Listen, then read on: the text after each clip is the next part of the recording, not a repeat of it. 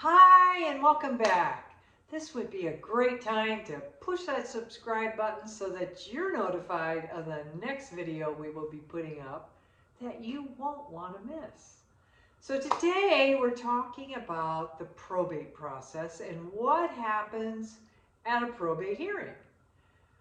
When an individual passes away, their estate often goes through a legal process known as probate.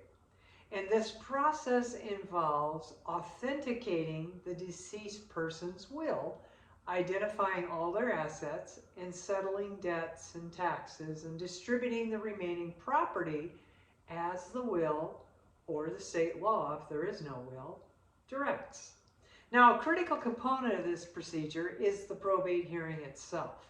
It's a formal hearing that takes place in probate court. And we will explore what typically occurs during a probate hearing, the roles of those involved, and what to expect if you're an interested party in the probate process. Hi, I'm Charlotte Volsch, Certified Probate Specialist and founding member of the Certified Probate Real Estate Advisory Board. And I'm sharing with you all about probate and trust in the Inland Empire and also in the high desert of Southern California. If you could go ahead and hit the like button, that helps you to know that this is valuable information for others like you. So the probate process starts when someone petitions a court to open probate for the deceased estate. This petitioner is often the executor named in the will or a family member if there is no will. And it's done by their attorney. Now, before the hearing, interested parties, which can be heirs to the estate, creditors, or others with a legal interest in the estate, and they must be formally notified of the probate hearing. The petitioner must provide the attorney, who then provides the court with the deceased's will, if one exists, and any other documentation such as the certified copy of the death certificate. And then a judge or court commissioner typically presides over the probate hearing.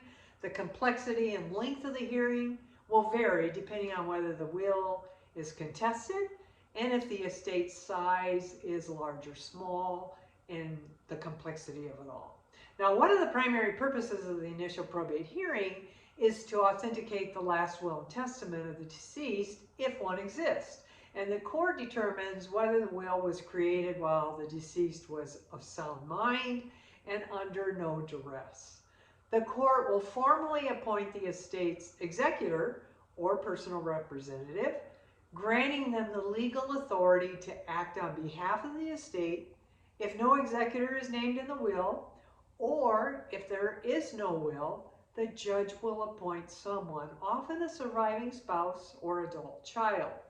And there's various individuals that can be involved in a hearing, each with specific roles and responsibilities. First, there's the judge, and they oversee the hearing.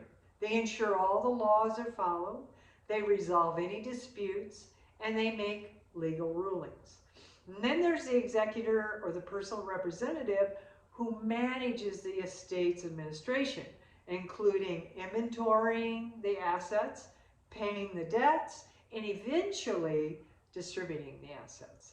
And they are represented at the hearing by their attorney, who advises them of the legal aspects. Then there's heirs and beneficiaries who stand to inherit from the estate. They may attend, but not necessarily. And then there's creditors, and they may attend, but that's very rare. Now, one of the reasons a probate hearing may be necessary is if an interested party contests the will. Now, this may have grounds varying from claims of fraud, maybe undue influence, or that the deceased lacked the mental capacity to even make the will. These proceedings can extend the probate process and make it significantly more complicated. While the initial probate hearing is crucial, it's part of a longer process. Once the debts and taxes are paid and the assets are ready for distribution, the executor or the administrator, again represented by their attorney, must often return to court to seek permission to distribute the assets and then close the estate. This closure may require another hearing, depending on the case's complexity and the jurisdiction that it's in. Now, the probate hearing is a significant step in the legal process following an individual's death, and it involves various parties, each with different roles and interests and functions, to ensure the deceased estate is managed and distributed fairly and lawfully.